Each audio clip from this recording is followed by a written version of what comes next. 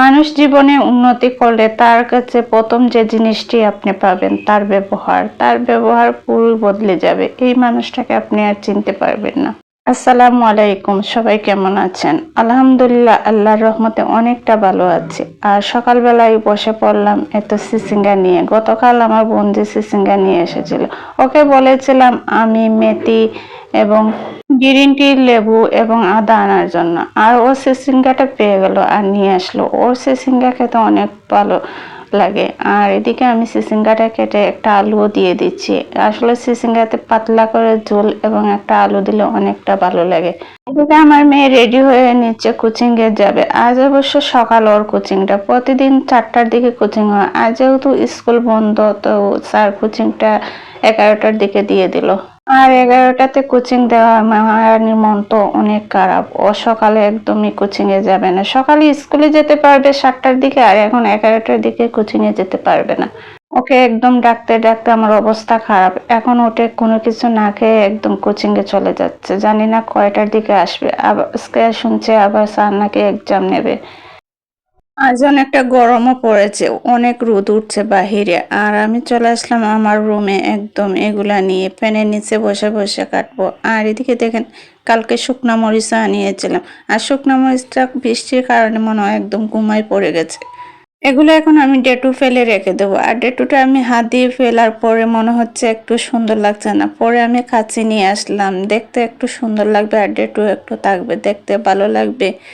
আর যখন আমি মরিচগুলো ভাজবো অন্তত বিচি বের হয়ে যাবে না। আর এভাবে হাত দিয়ে করলে বিচিগুলো ভাজার সময় বের হয়ে যায়। আর এ তো আগে শুনতাম মানুষ এইগুলা বেটে রান্না করতো, আর আমরা এখন ডেটু ফেলতে অনেকটা অলসতা বোধ করি। আমার আম্মু বলেছেন ওরা নাকি বেটে তারপরে তরকারি রান্না করতো। তখন কিন্তু গুঁড়ো মশলাটা ছিল না, আর তখনকার তরকারি কিন্তু অনেক ভালো লাগতো খেতে।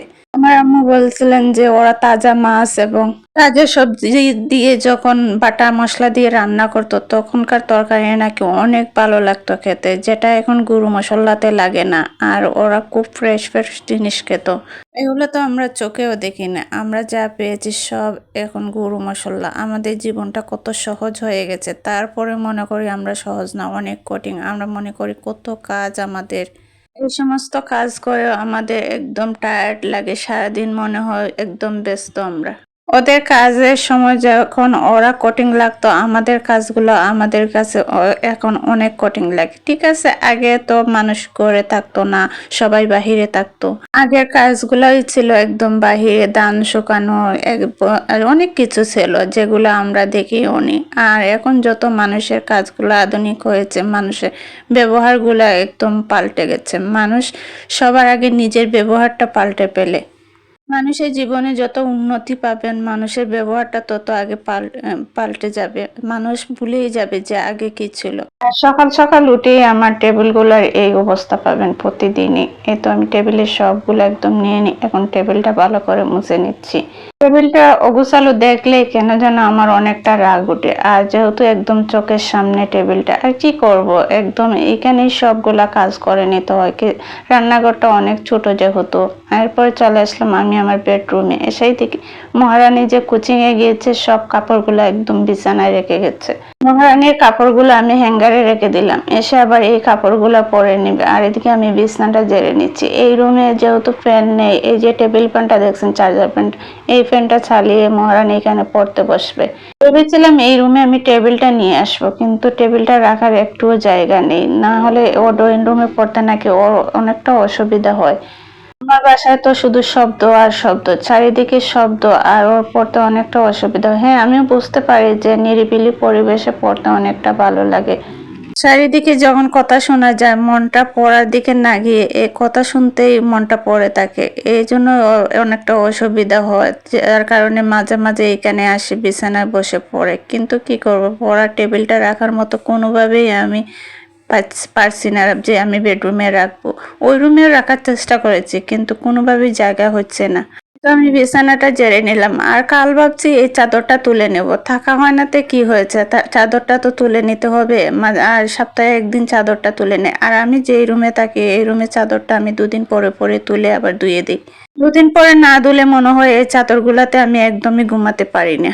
এবার আমি রান্নাটা বসিয়ে দিয়েছি। আর রান্নাটা বসানোর সময় আপনাদের সাথে শেয়ার করতে পারিনি, কারণ আমার হাজবেন্ড কল দিয়েছিল। আর ওনার সাথে কথা বলতে বলতে আমি এখানে রান্নাটা বসিয়ে দিলাম। আর ওনার সাথে কথা বলতে বলতে এদিকে রান্না বসিয়ে আমি গোড়টা ঝাড় দিয়ে দিয়েছি। এখন আমি মাছটা তুলে সবজিটা দিয়ে আমি ওইদিকে গিয়ে গোড়টা মুছে নেব। আমি সবসময় চেষ্টা করি যে দুই দিকে কাজ করার জন্য, যেহেতু আমি একা কাজ করি দুই দিকে আমি খেয়াল রাখি। একদিকে আমি রান্নাটা বসি, অন্যদিকে আমি ঘরগুলা গুছিয়ে নিয়ে না ও কাপড়গুলা ধুয়ে নিই। এই তো আমার রান্নাটা প্রায় শেষ হয়ে গেছে। আমি সবজিগুলা কষিয়ে নিলাম আর ওইদিকে মাছটা দিয়ে দিব। আর গত রাতে যে সব তরকারিগুলো রয়ে গেছে এগুলো গরম করে নিলাম আর এখন মাছটা দিয়ে রান্নাগুলো শেষ করে নেব।